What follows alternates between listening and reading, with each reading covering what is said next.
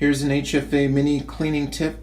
If you'd like to get into all of the difficult to reach places like in the fine text or on the back where it has the bars, these can be sometimes challenging to clean, and so I found this is actually a neat tip that just came to my mind.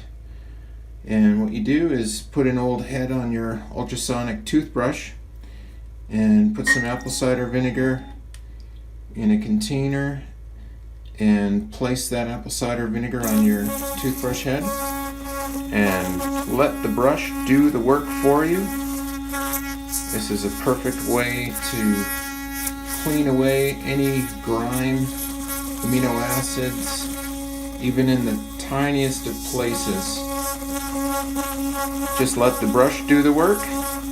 It's fantastic, everyone.